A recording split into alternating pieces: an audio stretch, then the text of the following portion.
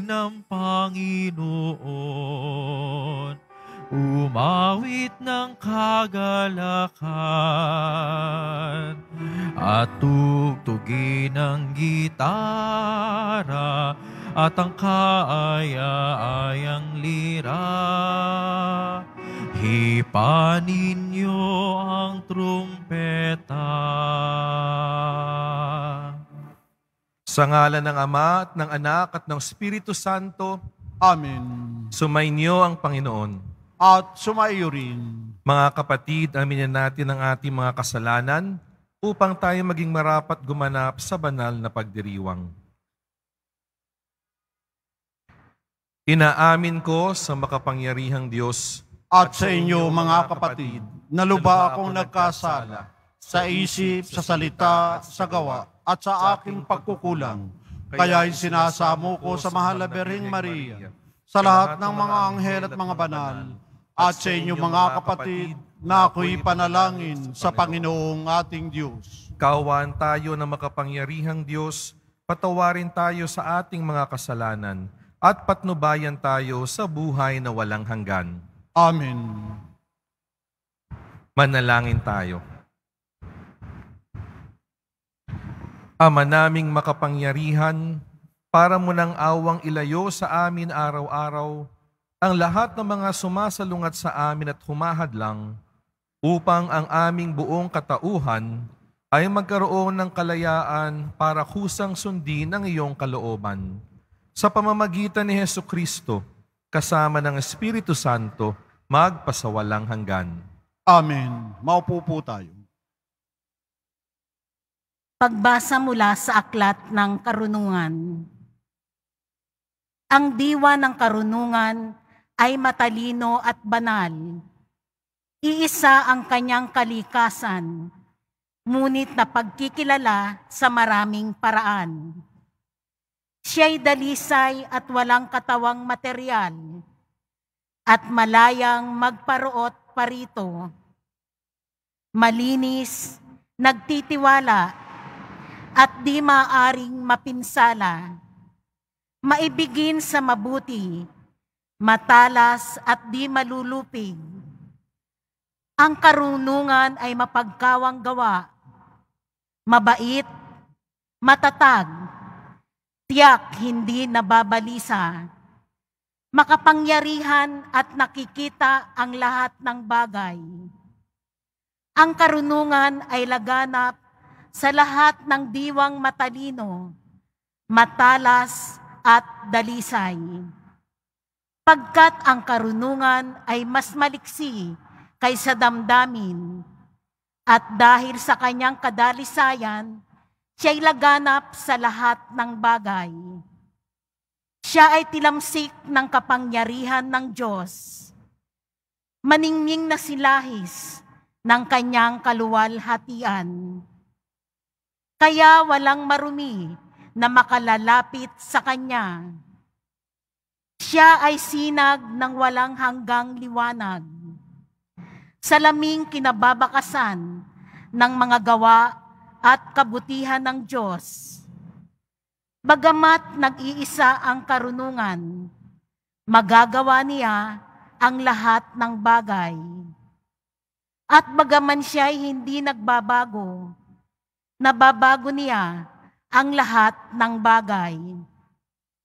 Sa lahat ng saninlahi, siya'y lumalagay sa mga banal, at ang mga ito'y ginagawa niyang mga propeta at mga kaibigan ng Diyos. Walang pinakamamahal ang Diyos nang higit pa sa mga taong nawiwili sa karunungan. Ang karunungan ay mas maganda kaysa araw. Higit ang kagandahan kaysa mga bituin, at higit pa sa liwanag. Sapagkat ang liwanag ay nahahalinhan ng dilim. Ngunit ang karunungan ay di nalulupig ng masama kailanman. Ang lakas niya'y abot sa lahat ng sulok ng daigdig, at maayos na pinamamahalaan ang lahat ng bagay. Ang salita ng Diyos. Salamat sa Diyos. Walang hanggan, Poong Diyos, salita mong tumutubos. Walang hanggan, Poong Diyos, salita mong tumutubos. Ang salita mo, O Poon, di kukupas, walang hanggan. Matatag at di makilos sa rurok ng kalangitan. Walang hanggan, Poong Diyos, salita mong tumutubos. Ang taglay mong katapatan ay hindi na magbabago. Ang nilikha mong daigdig, matatag sa kanyang dako. Walang hanggan, Poong Diyos, salita mong tumutubos. Hanggang ngayon ay matatag, pagkat ikaw ang nag-utos. Alipin mo silang lahat, at sa iyo'y naglilingkod. Walang hanggan, Poong Diyos, salita mong tumutubos. Ang liwanag ng turo mo'y nagsisilbing isang tanglaw. Nagbibigay dunong ito sa wala pang karanasan. Walang hanggan, Poong Diyos, salita mong tumutubos. Sa buhay ko'y tumanglaw ka, at ako ay pagpalain, at ang iyong mga utos ay ituro mo sa akin. Walang hanggan, Poong Diyos, salita mong tumutubos. Ako ay magpuri, ako'y bigyan mo ng buhay. Matulungan nawa ako ng tuntunin mo at aral. Walang hanggan, Poong Diyos, salita mong tumutubos. Tumayo po tayo.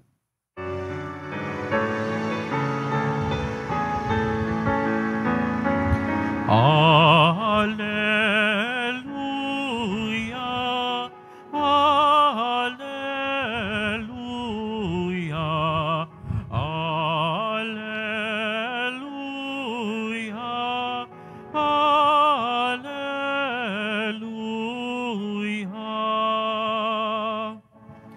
Ako'y puno, kayo'y sanga. Kapag ako ay kaisa, kayo'y tiyak na namumunga. Alleluia, alleluia, alleluia,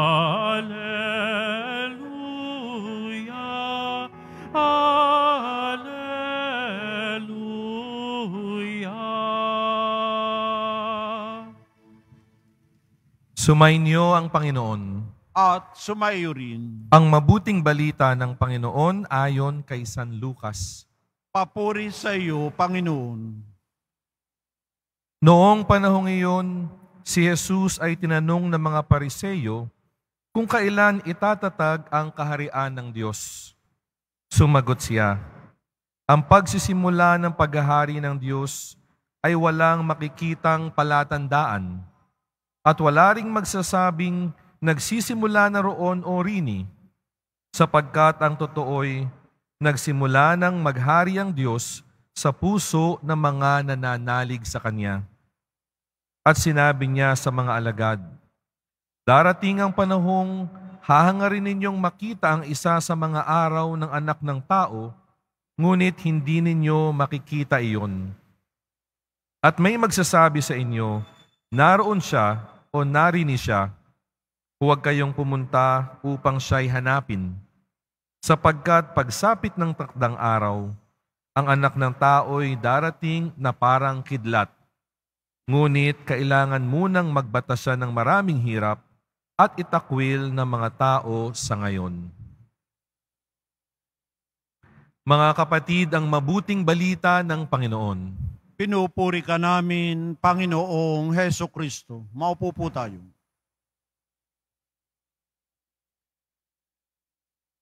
Naranasan niyo na ba yung maghanap ng isang bagay na sa huli, makikita nyo, kundi malapit sa inyo, nasa inyo na rin pala.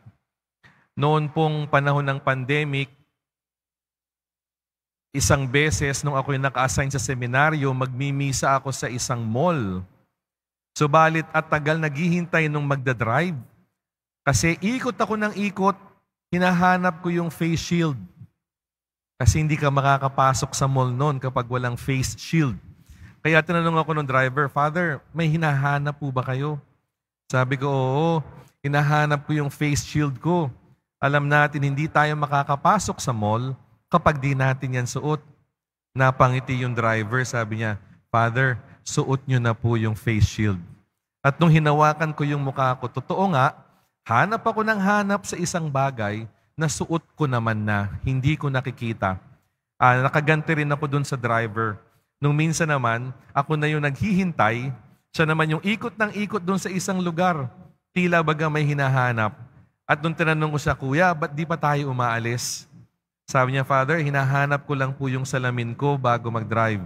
At sabi ko, Kuya, nasa ulo mo na. Nakataas dito yung kanyang salamin sa ulo. May mga bagay na hinahanap natin, subalit nandyan na. Iyan po yung narinig natin sa mabuting balita. May mga Pariseyo na lumapit kay Jesus para magtanong.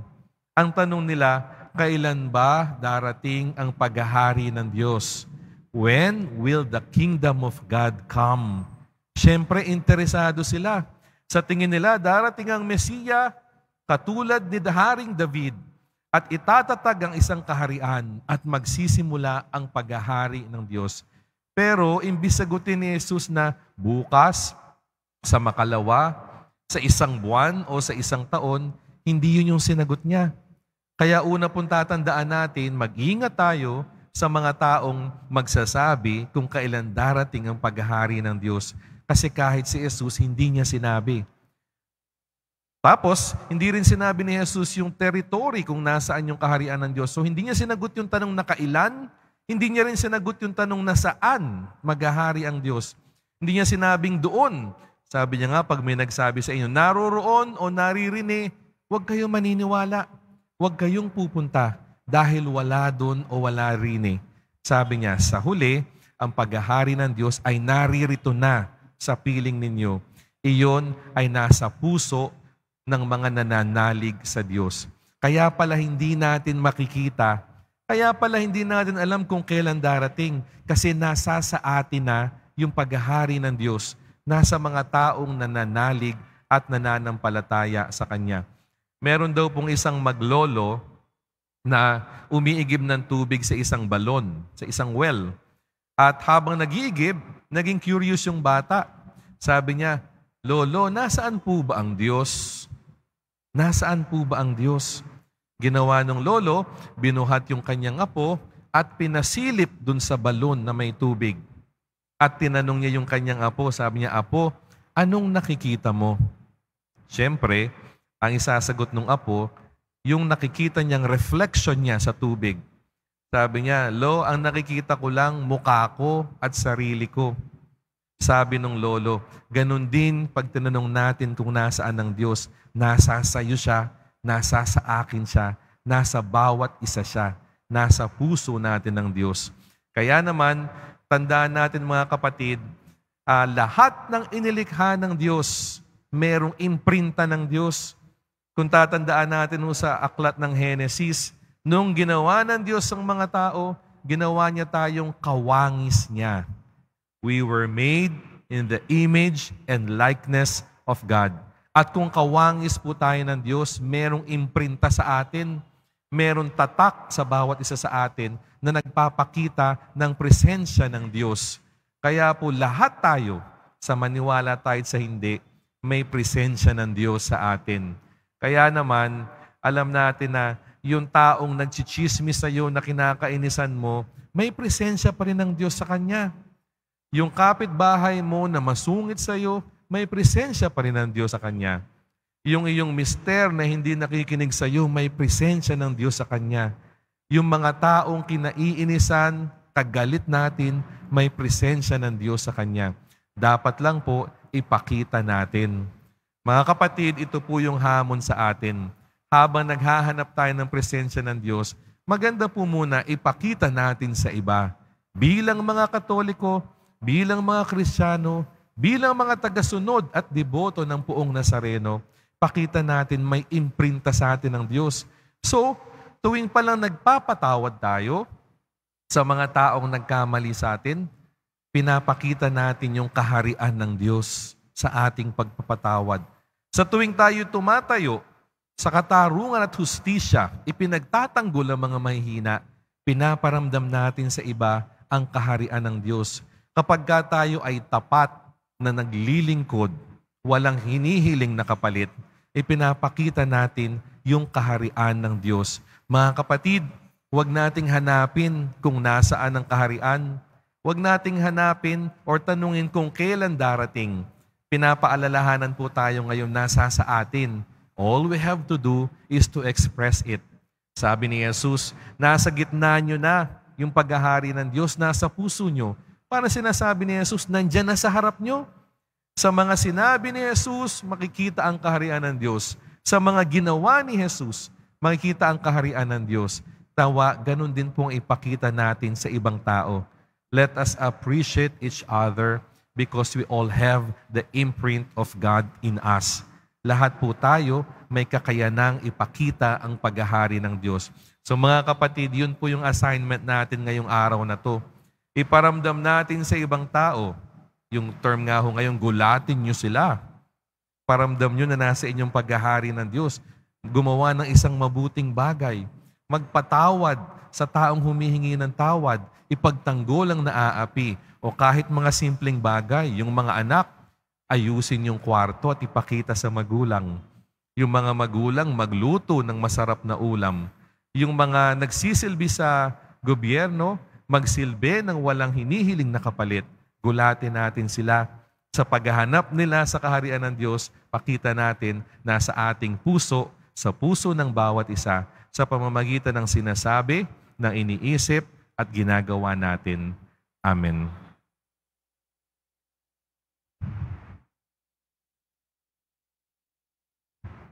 Tumayo po tayo.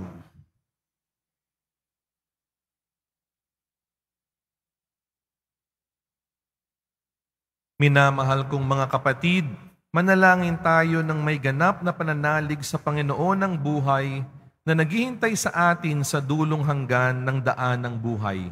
Sa bawat panalangin ang itutugon natin, sumaamin nawa ang iyong paghahari, Panginoon. Sumaamin nawa ang iyong paghahari, Panginoon. Ang simbahan, naway palagi ang ihanda ang mga tao sa pagtanggap kay Kristo sa kanyang pagbabalik. Manalangin tayo. Sumaamin nawa ang iyong paghahari, Panginoon. Sa pagpapasyang kumilos para sa katarungan at kapayapaan, ang mga Kristiyano naway pagbuklurin ang lahat ng tao nang sama-sama sa pananampalataya at pag-asa at ihanda sila sa muling pagdating ni Kristo. Manalangin tayo. Sumaamin nawa ang iyong paghahari, Panginoon. Ang mga trahedya, gawa man ng tao o ng kalikasan, naway hindi magpaligalig o magpahina ng ating pananampalataya. Manalangin tayo. Sumaamin nawa ang iyong paghahari, Panginoon. Ang mga may sakit, naway tanggapin si Jesus sa kanilang mga puso at makita siyang nasa kasama-sama nila sa kanilang dinaranas na mga pagsubok. Manalangin tayo. Sumaamin nawa ang iyong paghahari, Panginoon. Yaong mga yumao, naway mapalaya mula sa mga suliranin ng mundong ito at lumigaya sa walang hanggang kapayapaan. Manalangin tayo. Sumaamin nawa ang iyong paghahari, Panginoon. Ama naming nasa langit, lagi kang malapit sa amin. Alam mo ang aming mga pangangailangan, higit pa sa aming pagkabatid. Tulungan mo kaming maging mulat sa iyong presensya, ngayon at magpasawalang hanggan. Amen. Maupo po tayo.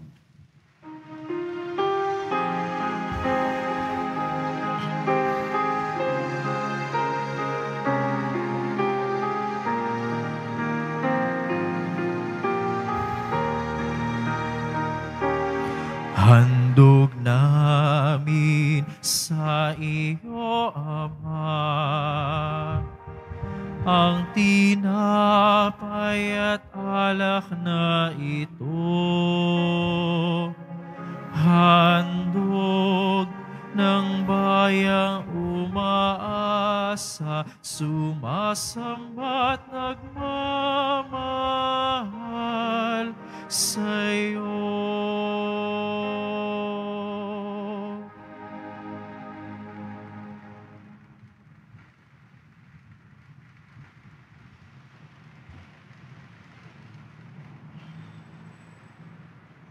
Tumayo po tayo.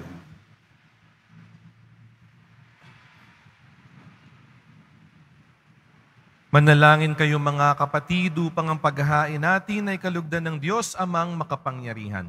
Tanggapin nawa ng Panginoon itong paghahain sa iyong mga kamay, sa kapurihan niya at karangalan, sa ating kapakinabangan at sa buong sambayanan niyang banal.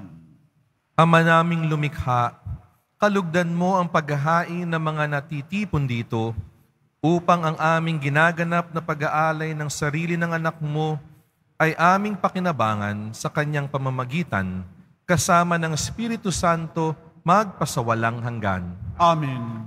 Sumainyo ang Panginoon. At sumayo rin. Itaas sa Diyos ang inyong puso at diwa. Itinaas na namin sa Panginoon. Pasalamatan natin ang Panginoong ating Diyos. Marapat na siya ay pasalamatan. Ama naming makapangyarihan, tunay ngang marapat na ikaw ay aming pasalamatan. Pinagbibigyan mong ito'y aming maihayag, kahit na ito'y walang anumang maidaragdag, sa kadakilaang sa iyo ay likas. Sa pagpupuri nami ang nakikinabang, ay kami ring iyong pinakikiharapan sa pamamagitan ng iyong anak na minamahal.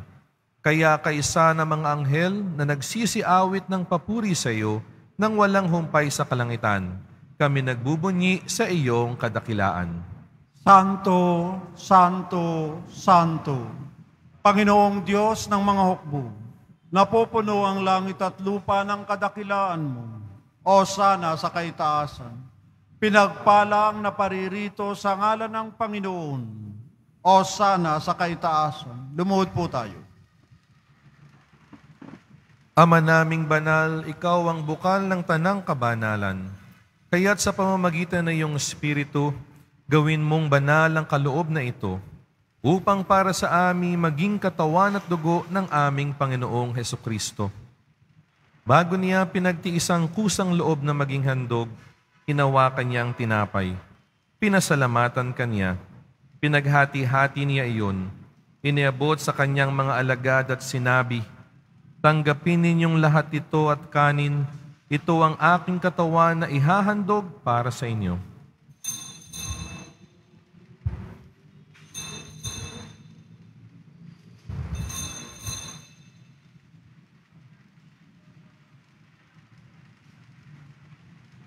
Gayon din naman noong matapos ang hapunan, hinawakan niya ang kalis.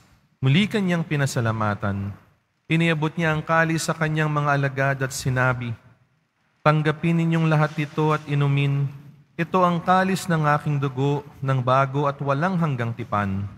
Ang aking dugo na ibubuhos para sa inyo at para sa lahat sa ikapagpapatawad ng mga kasalanan. Gawin ninyo ito sa pag-alala sa akin.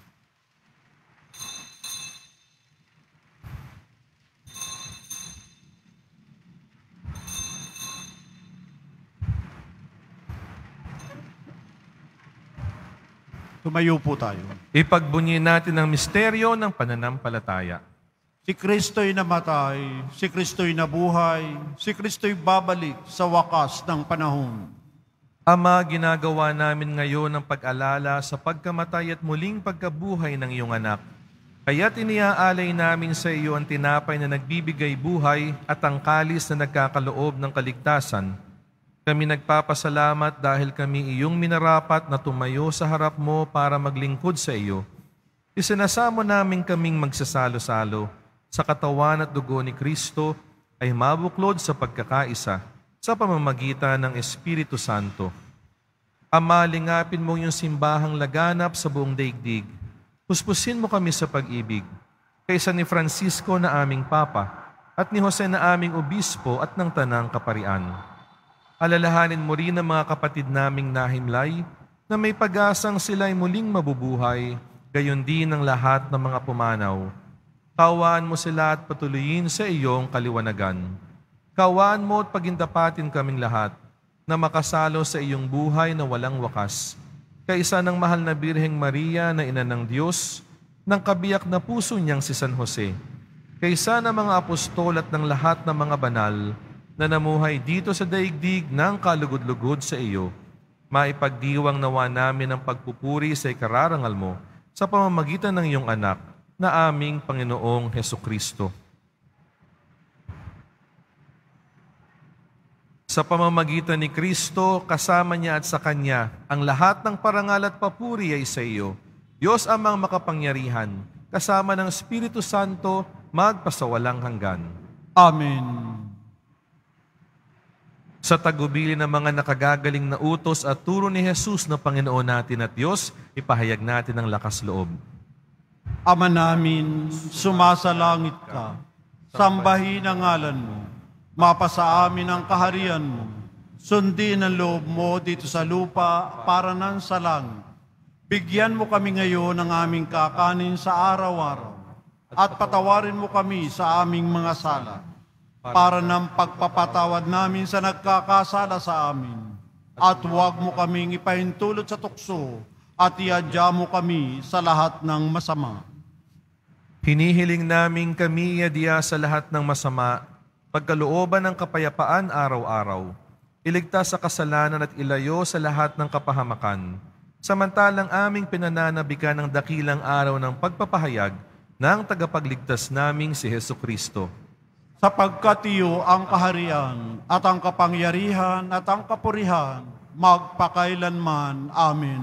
Panginoong Hesukristo, sinabi mo sa iyong mga apostol, kapayapaan ang iniiwan ko sa inyo. Ang aking kapayapaan ang ibinibigay ko sa inyo. Tunghayan mo ang aming pananampalataya at huwag ang aming pagkakasala. Pagkalooban mo kami ng kapayapaan at pagkakaisa ayon sa iyong kalooban, kasama ng Espiritu Santo, magpasawalang hanggan. Amen. Ang kapayapaan ng Panginoon ay laging sumainyo. At sumaiyo rin. Magbigayin po tayo ng kapayapaan sa isa't isa.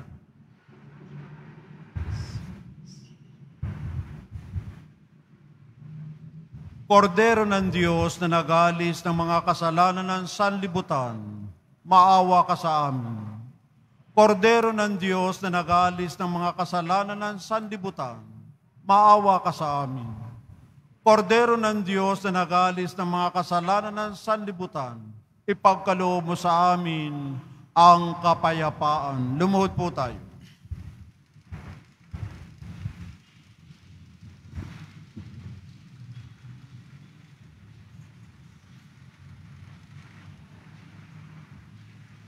Ito ang kordero ng Diyos, ito ang nag-aalis ng kasalanan ng sanlibutan. Mapalad ang mga inaanyayahan sa kaniyang piging. Panginoon, hindi ako karapat-dapat na magpatuloy sa iyo, ngunit sa isang salita mo lamang ay gagaling na ako.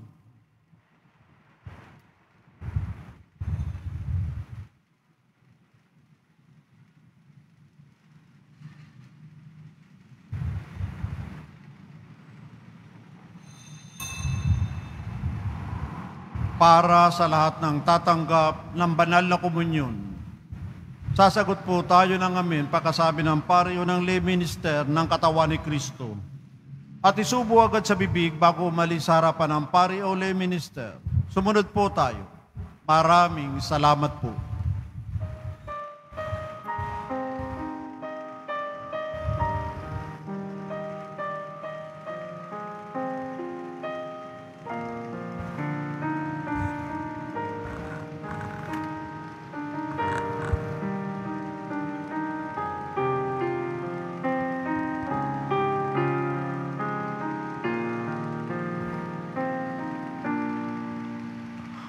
O Diyos,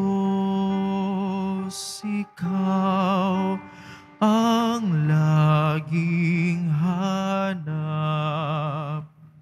Loob ko'y Ikaw ang tanging hanap. nauuhaw akong parang tigang na lupa sa tubig ng iyong pag-aaruga.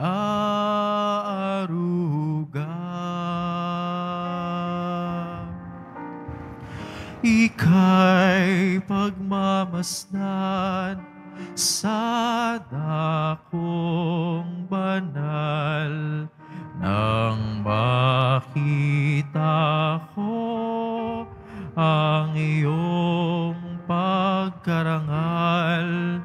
Dadalangin akong nakataas, aking kamay magagalak na aawit na ang papuring iaalay. Ngunit ako'y ikaw habang nahihimlay, pagkat ang tulong mo sa tuwin ay taglay sa lilim ng iyong mga pakpak.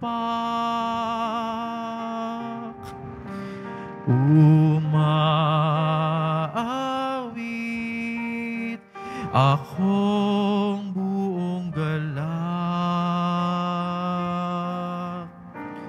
aking kaluluwa'y kumakapit sa'yo. Kaligtas ay tiyak kung hawak mo ako. Magdiriwang ang hari, ang Diyos siyang dahilan. Ang sa iyo ay nangako, galakyaong makakamtan. Ngunit ako'y ikaw habang nahihimlay, pagkat ang tulong mo sa tuwin ay taglay sa lilim ng iyong mga pakpak. Umaawit, umaawit, umaawit ako buong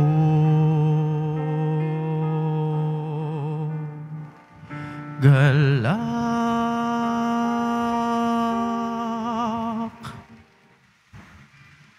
Announcement. Available pa rin po ang ating mga All Souls envelope sa mga nagnanais. Maaari kayong kumuha malapit sa mga pintuan ng ating simbahan o sa information card. Isulat lamang po ang mga pangalan ng mga kamag-anak, kaibigan, at mga kakilalang namayapa o sumakabilang buhay na. At sa buong buwan ng Nobyembre, ito po ay ating isasama sa lahat ng mga misa na nagaganap sa ating simbahan. Pagkatapos ng misa, wiwisikan po ang lahat ng banal na tubig. Pinakikiusapan ang lahat na manatili lamang muna sa inyong mga lugar. Sa Quezon Boulevard o sa Plaza San Juan ang labasan ng lahat. Sumunod po tayo. Maraming salamat po sa inyong pagdalaw at pagsisimba sa Basilica Minor at Pambansang Dambana na Jesus Nazareno. Tumayo po tayo.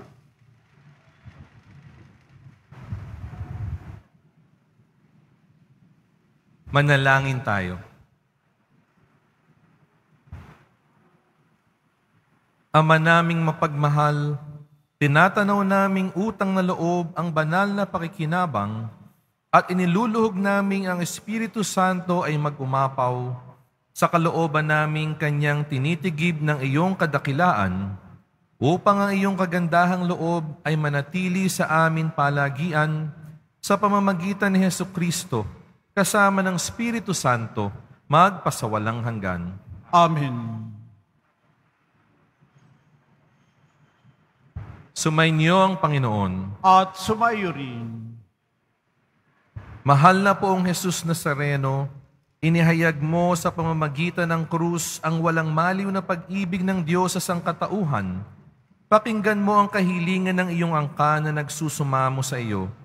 Makamtanawa nila ang iyong katugunan at tanggapin ang kasagutan na may utang na loob na tinatanaw. Basbasan din po ninyo ang mga daladala nilang mga imahen at dasalan. Sa pamamagitan ng bendisyon na ito, naway maalala nila ang mga pangako nila noong sa binyag na ikaw ang kanilang iibigin at paglilingkuran bilang Panginoon magpasawalang hanggan. Amen. At pagpalain kayo na makapangyarihang Diyos, Ama, Anak at Espiritu Santo. Amen. Humayo kayong taglay ang kapayapaan ng poong Jesus Nazareno. Salamat sa Diyos.